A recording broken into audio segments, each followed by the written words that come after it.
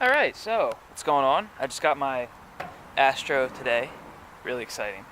And it's a year 2000 Astro all-wheel drive with some funky mechanical problems and 186,000 miles. So yeah, I think a lot of people would be pretty terrified right now, but I'm just excited. I'm a pretty good mechanic, I think. I like to think, and I'm not afraid of a couple little issues.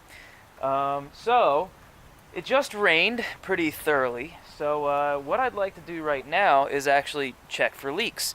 So I'm just going to take you with me while I look around inside my van and look around for any leaks, because that is actually pretty much the first step if you're going to convert an older van especially into a camper van, is that you're going to want to check around for leaks and make sure that you're not getting any leaks, because if there's water leaking into your van, you're just asking for trouble later on down the road.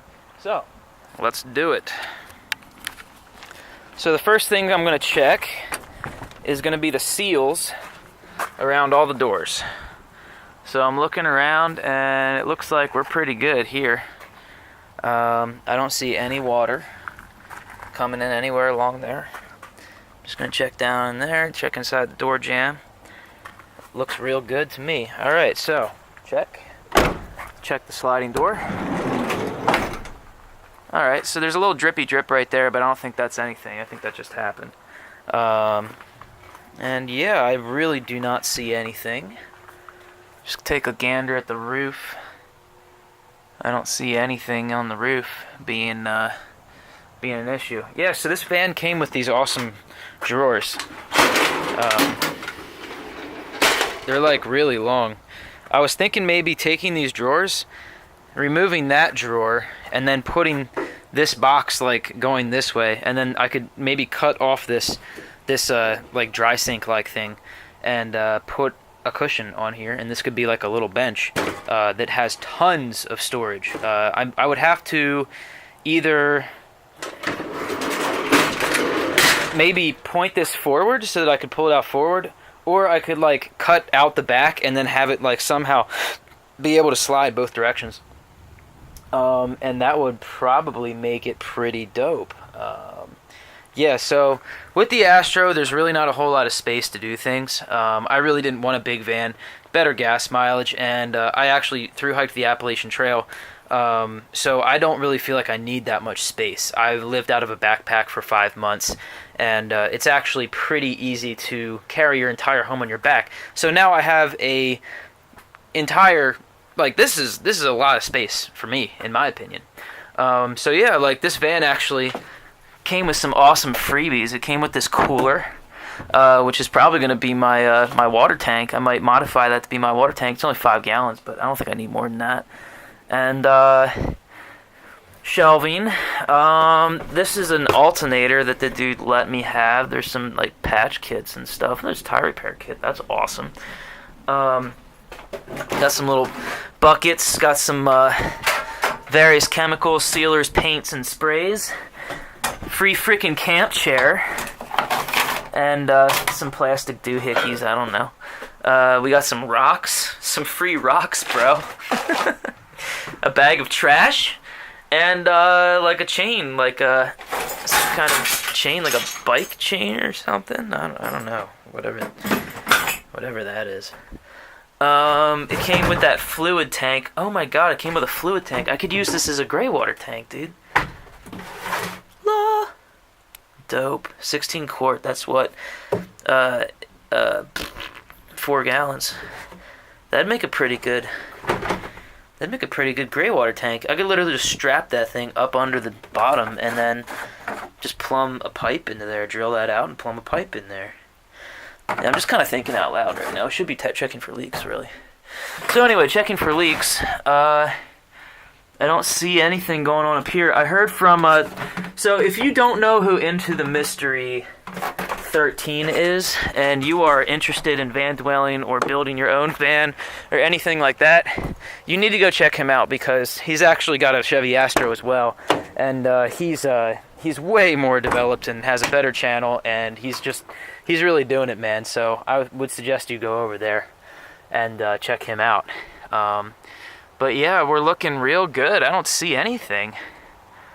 I don't see any water. There's no water on here. There's really not even much rust. And this door is broken, unfortunately. This door stop snapped off or something. So this door opens really, really big. But it doesn't really seem to hurt anything, so I don't really know why I should fix it. It just is kind of cool. I might actually just take the other one off on this side. Like, why not have your doors open awesome and huge like that? You know? So, yeah, let's see. Yeah, really. Wow. Yeah, it rained for probably an hour really hard. So maybe it needs to rain more in order for me to really make sure everything is cool. But yeah, I mean, what I've heard is that it's usually these back doors that leak if anything's gonna leak. So that's really fortunate. I don't see any leaks. Yes. Yes. So yeah, let's just check the driver door. Uh-oh. That looks like a leak.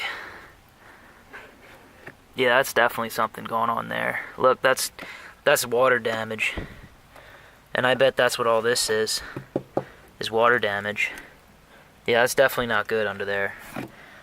So, we've got a leak on this door. And the only place I see any dampness is on the weather stripping right there at the bottom. Oh wait, here we go. There's some drippy drip all on up here. That's busted. Alright, so, I haven't thought about this for more than a minute, but probably what I'm going to end up doing is, when I looked at the van, I did get under it, and there's a pretty big rust hole right about here. So, this all might be related. That might actually be caused by rainwater, obviously, but the rust hole might actually be caused by the same thing. It might be rain running down through there and in there, and that appears to be a very likely conclusion. So what I'll probably do is, instead of replacing this weather stripping, I'll probably just put more weather stripping up here, or just figure out a way to just get it sealed. I mean, I'm not spending like $60, $70 for a strip of rubber. I'm not that kind of a person. As you watch my videos and you watch me kind of do my build, you're going to see me cut corners, but not like important corners. Like, I'm going to get good solar panels, the proper charge controller, MPPT, you know. I'm going to get the proper batteries. I'm going to do what has to be done in a proper way. But man, things like weather stripping and things like insulation and things like pretty much anything I can get away with, you're going to see me do things that I would consider are more savvy rather than spending money. Yeah, I'm just going to take a peek up here. Make sure there's no water. I mean, I guess there's no water. But yeah, for $187,000 or whatever it is, there's like, these seats are in pretty good shape. You know? Seats are in good shape. I mean, this interior up here is actually fairly clean and in order for almost 200,000 miles. You know, the exterior, the body for a cargo van, I think is in very good shape. You know, so I'm pretty pleased with it. Like, there's definitely some things wrong with it. So what's wrong with it right now? I'm glad I remembered. It's got a severe clunk when you turn to the right or left at low speeds pretty severely. Like, so if I jack the wheel all the way to the left and go at about like a mile or two an hour, it's just like bung, bung, bung, bung, bung, bung, bung, bung, bung, bung, bung, bung, you know, like pretty bad. And the same thing if I turn right. So it only happens at low speed from what I know. I mean, I guess I can't really turn it that hard at high speed, but yeah, it's definitely like really bad. So I looked it up, and it could be a variety of things as usual. But what I'm hoping is that there was a service bulletin for this model year van. And it being an all-wheel drive, it has a transfer case. And inside the transfer case, or it might be the differentials, I might be confusing those. Either in the transfer case or the differentials, there are clutches. So I guess that would make them limited slip differentials, or something like that. there are clutches in there, and if you don't change the fluid, they will bind like that, and it'll cause that problem to happen. So I'm really hoping that that is the problem, because that would be dope if that is the problem, because that would literally be like $30 in fluids, and the problem would be gone, and I wouldn't actually have a severe suspension problem. The other things it could be is the transfer motor, or I'm sorry, the transfer case control module, or I think it's a little stepper motor that sometimes goes bad too inside the transfer case. So it could be that. It could be the CV joints, but I don't think it's that, because the CV boots are actually brand new. So I don't really think that, like they just look really good. Like the suspension under there actually looks really good. Like it's tight. It doesn't seem to have any problems.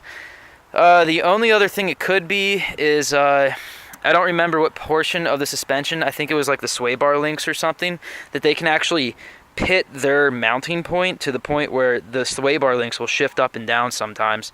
I've seen that on a couple forums as well. So I'm going to check all those things, but the first thing I'm going to do is flush the fluids, because really, even if that's not it, you should just do that anyway. When you get a new vehicle, just make sure all your fluids are good and ready to go. Yeah, so we just did the leak test. Looking pretty good. Just have a small driver's door leak, which is, if there's going to be a leak, that's probably like the best place for it to be. So yeah, I guess I'll be fixing that, and you'll probably see me do it. All right.